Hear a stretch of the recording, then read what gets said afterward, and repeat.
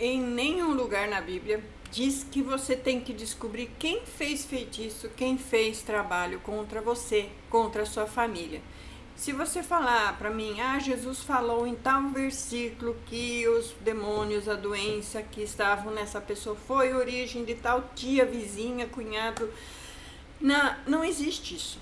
Então essa pregação moderninha que tem que descobrir quem foi o feiticeiro, isso aí para mim é lixo, é lixo. A UEM fez trabalho, é lixo saber disso. E hoje eu vou fazer um trabalho profundo sobre feitiço dentro do casamento. E a gente vai trazer aqui os sinais e depois como tratar. O princípio fundamental é: o meu povo perece por falta de conhecimento. E o que vamos tratar aqui é muito profundo. Muitos casamentos foram destruídos porque faltou conhecimento, faltou instrução. E também não damos lugar ao diabo, Efésios 4:27. O inimigo não entra onde não há brechas. Saiba que esse governo que temos aí fez trabalhos para a destruição da família, porque eles têm um endeusamento da mulher que governa. A mulher tem que governar a casa. Então, toda a política é para desestruturar a família, para que os filhos sejam do sistema. Então, feitiço não cria crise do nada. E todos esses trabalhos, e não é só governos municipais, estaduais, federais, empresas, produtos que você compra, desde o shampoo que você compra, até a comida que você compra, tudo pode estar vindo enfeitiçado, pode estar... o programa de TV que você assiste, as novelas que você assiste, os vídeos do YouTube que são indicados para você, muitas vezes vêm cheios, carregados com feitiços. Então, o princípio principal é: os sinais espirituais podem indicar uma opressão espiritual no casamento, mas isso pode também não ser confirmado. No primeiro lugar, o primeiro sinal de que há o feitiço no casamento, eu acredito que aqui todos vão ter todos, ou pelo menos alguns, a não ser que você for completamente hipócrita e não identificou nada. É o primeiro sinal de que há feitiço para destruir o seu casamento. Até pregadores, até pessoas, irmãos de igreja lançam, inveja é feitiço. Então, é tanta coisa que pode ser. A mudança brusca de comportamento sem explicação, o amor vira ódio, o carinho vira aversão, a aliança vira um peso, sem diálogo, sem evento concreto, sem justificativa alguma, de repente o casamento virou um peso.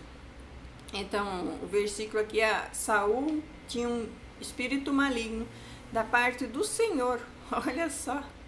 Não foi outras pessoas que permitiram que Saul tivesse esse demônio incomodando ele, da parte do Senhor. 1 Samuel 16:14. A Bíblia mostra mudanças repentinas no comportamento de Saul quando há opressões espirituais.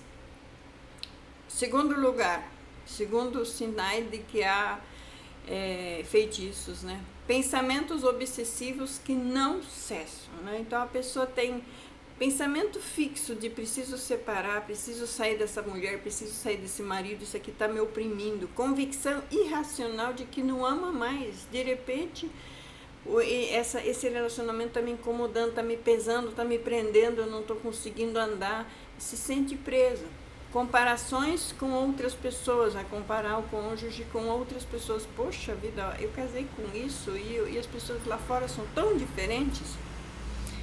É aquela velha história: a grama do vizinho fica mais verde e a sua parece que morreu. Mas isso são resultado de feitiços, né? Incapacidade de lembrar dos momentos bons. Ele só lembra das coisas ruins, dos momentos negativos, das palavras negativas. Pode ter 1000 momentos bons, mas vai lembrar daquele um detalhe negativo. Porque Deus não nos deu espírito de confusão. Então, o espírito de confusão não vem do Senhor, né? Ele vem do inimigo. 1 Coríntios 14:33. Quando os pensamentos não descansam, há influências espirituais. Há também a rejeição espiritual do cônjuge. Então, incômodo quando o outro ora, incômodo quando o outro adora, incômodo quando a outra pessoa fala de Deus, desprezo com conselhos bíblicos. Então, por mais, olha, se outro pode estar com vontade de falar de Deus e você está vendo nele o espírito do inimigo, nem que ele fala 4 horas, escute. A pessoa que ama, escuta. Agora a pessoa que não ama, não me vem falar de Deus agora. Aí isso acaba afastando mais ainda. Você tem que deixar outro falar, nem que isso te irrita. Resistência a falar de igreja, ou a ir na igreja, ou de ler a palavra em família, de escutar a palavra. A nossa luta não é contra o carne e o sangue, é uma luta espiritual. Efésios 6:12. Aí vem esse ponto aqui, de repente a pessoa sente uma atração intensa por outra pessoa fora do casamento. Pode ser alguém do trabalho, pode ser alguém da vida normal, da vida cotidiana. É um desejo fora do controle, é algo fora do comum. Vínculo emocional rápido e profundo, de repente outra pessoa se tornou 10 vezes melhor do que o cônjuge com quem casou. Sensação de que há uma ligação espiritual. Sensação de que nascemos um para o outro. Sensação de que essa pessoa, essa terceira pessoa foi feita para mim. A gente vê isso acontecer até com muitos famosos aí. Culpa existente. A culpa não impede o pecado. Eles sabem que estão errados, mas isso não impede eles. Então eles se apegam aos versículos como o coração endurecido, eu não quero mais, eu não preciso mais, eu não consigo mais, e eles justificam que o coração deles está duro para o casamento e preferem sair, e usam isso como justificativa. Repetição de brigas sem motivos. Isso aqui é muito sério, hein? Toda vez que você tenta conversar, tenta entender, é mais briga. Discussões cíclicas, sempre os mesmos gatilhos, você falou, perguntou, agiu, fez, provocou. Ambiente pesado dentro de casa. Isso tudo são sinais, né? Então, eu dei aqui 5 sinais de que há indícios de feitiçaria, de macumba, de trabalhos pesados para a destruição do seu casamento, do seu lar, do seu vínculo conjugal. E o maior erro, né, que é o 6º, é atribuir tudo a feitiço e não tratar os pecados. A Bíblia ensina que os pecados que permitem a entrada dessas macumbas, desses feitiços e destruam o seu casamento, geralmente os pecados mais comuns são orgulho, é uma brecha assim, né? O inimigo entra com tudo, adultério, rebeldia, falta de perdão, idolatria emocional e dependência emocional. Tudo isso são brechas e portas abertas para que qualquer feitiço lá na esfera federal atinja o seu casamento e seja destruído. Não precisou outra pessoa olhar para vocês e falar, não, eu vou destruir esse casamento. Não, isso já veio porque já são trabalhos feitos de longa data por muita gente. Tudo isso já é porta aberta, mesmo que o feitiço, mesmo que não tenha feitiço nenhum, o fato de ter brecha, o inimigo já entra. Não precisa. Sinal de que não é feitiço, mas é pecado não tratado. Pecados contínuos não arrependidos, escolhas conscientes contra a palavra de Deus, desejo de autonomia sem Deus. Deus está ultrapassado, a Bíblia está ultrapassada. Então essa autonomia de vou viver sem a palavra, vou viver além da palavra. Resistência a ser corrigido, não ouve quem fala. E justificativas para o erro. Isso aqui vou falar assim, são portões, os muros todos caíram, o inimigo vem com tudo, não tem mais cerca de proteção no seu lar, na sua casa, na sua família, e eles vêm para destruir. A posição bíblica correta. Sobre as brechas mais comuns, vamos aprofundar um pouco no orgulho e falta de submissão. ninguém cede, ninguém pede perdão, cada um tem sempre razão, eu sou assim, eu sou mesmo assim, você tem que me aceitar assim. Deus resiste aos soberbos, Tiago 4,6. Então, quando um dos dois é muito soberbo, geralmente isso pega mais num, e o outro acaba sendo, se submetendo a isso e não permitindo que Deus trate, acaba caindo nisso. Deus resiste aos soberbos, Tiago 4,6. Onde Deus está sendo resistido, o inimigo vai entrar, porque não tem Deus. Falta de perdão, pequenas coisas que não foram perdoadas. Eu vou lembrar disso, daqui a 20 anos eu vou lembrar disso. Então, assim, coisinhas pequenas que não foram perdoadas. Silêncio punitivo, ressentimentos guardados, passados usados como armas. Você veio de eu te peguei lá no e eu te peguei lá. Então, assim, olha a tua família. Então, assim, vai começar a julgar, a jogar na cara. E frieza emocional. Isso são brechas. Eu estou falando de brechas que vocês deram. Não precisou ninguém fazer trabalho nenhum. Se não perdoardes, tampouco o vosso Pai vos perdoará. Mateus 6,15. Falta de perdão bloqueia a graça e ativa a opressão. Idolatria emocional. De repente, o viver com essa pessoa se tornou seu Deus. Então, você não vai mais à igreja, você não lê mais a palavra, você não adora mais, porque tudo incomoda o outro, então eu não vou fazer porque a outra pessoa importa mais do que o Senhor. Medo excessivo de perder, né, o relacionamento. Dependência emocional, casamento acima de Deus. Maldito o homem que confia no homem, Jeremias 17,5. Então Deus, quando sai do centro, qualquer outro espírito assume o lugar. Aí agora a gente vem para o pecado sexual, adultério, né? Que talvez seja resultado dos outros, porque o inimigo já entrou. E aí a gente vai pegar aqui adultério, pornografia e flertes, né? Pequenas, tratar melhor a outra pessoa do que, mesmo que seja oculto, mesmo que a pessoa não veja, mesmo só na cabeça, mesmo sendo virtual, né, pela internet.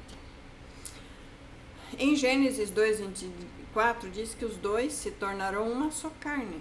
Então, quando essa pessoa está traindo, mesmo que virtualmente, mesmo que só em pensamento, o pecado sexual quebra a unidade espiritual e cria laços espirituais ilegítimos. Porque o inimigo vai ocupar o laço espiritual legítimo e vai apunhar outros. Esse aqui é o que pega. Mas existe, assim, acredito que quase todos que eu atendo têm esse comportamento. Desordem financeira são brechas para o inimigo trabalhar. É uma brecha ignorada, mas é poderosa.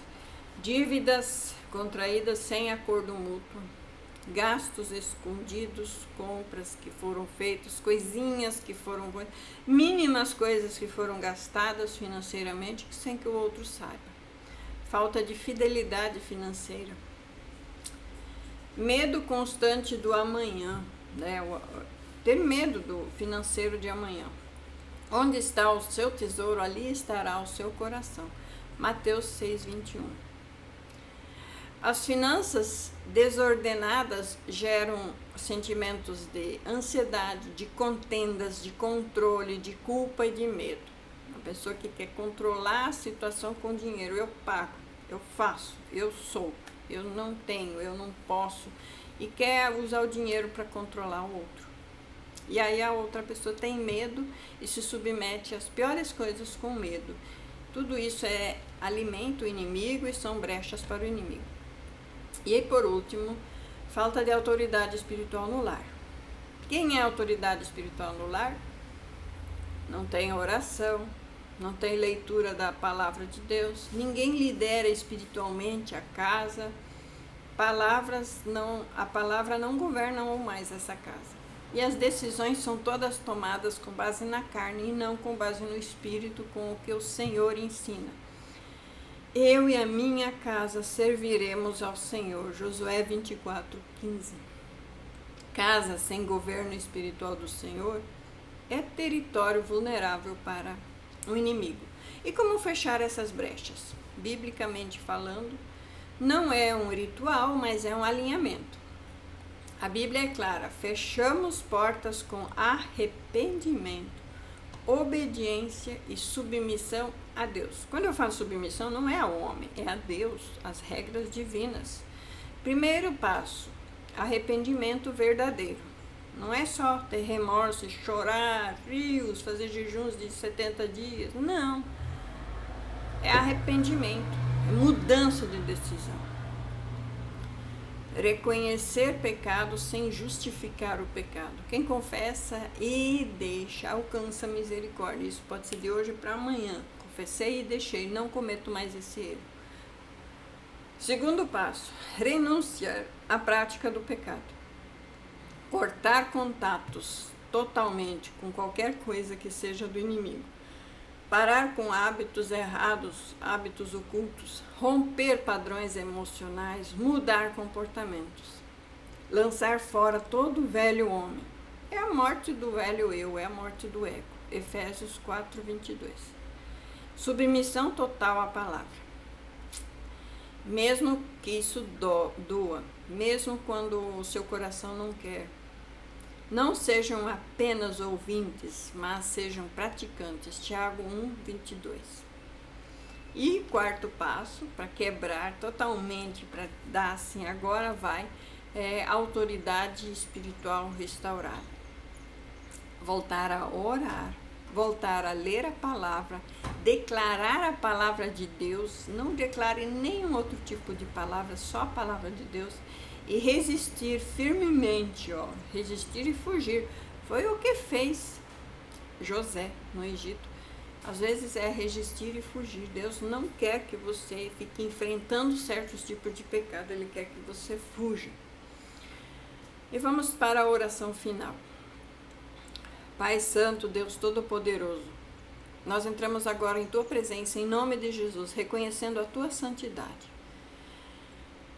Confessamos diante de Ti os nossos pecados, conscientes e inconscientes, e pedimos perdão por todo o orgulho, por toda a dureza de coração, por toda a falta de perdão, por palavras duras, atitudes carnais, por qualquer idolatria emocional, por desordens financeiras e por toda vez que deixamos de colocar o Senhor no centro do nosso casamento.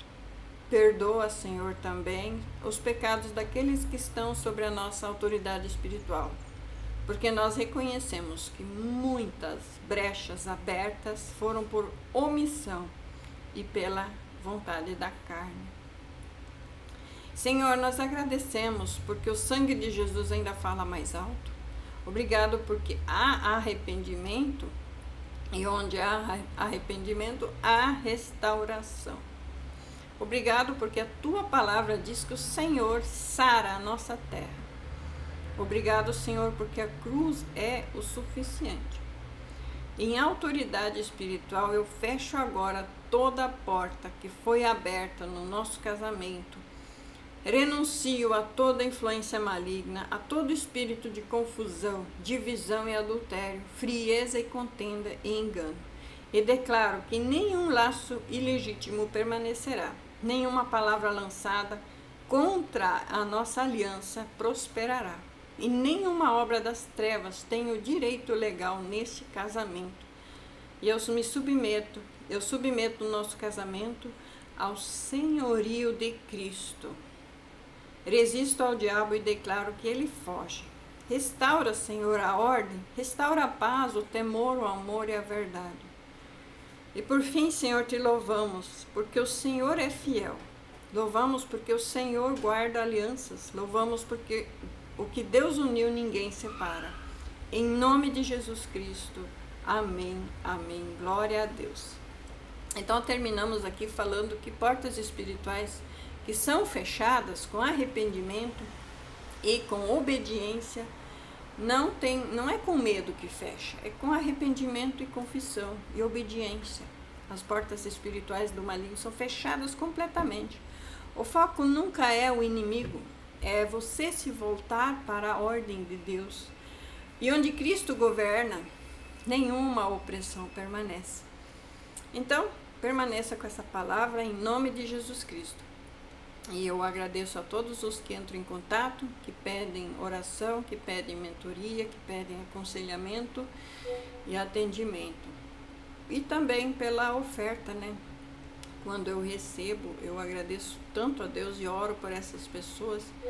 Quando eu recebo, e quero dizer que Jesus Cristo vai retribuir a cada um, porque isso tem me sustentado, tem sustentado a mim e a minha casa durante esse período de deserto. Eu agradeço a todos em nome de Jesus Cristo. Amém.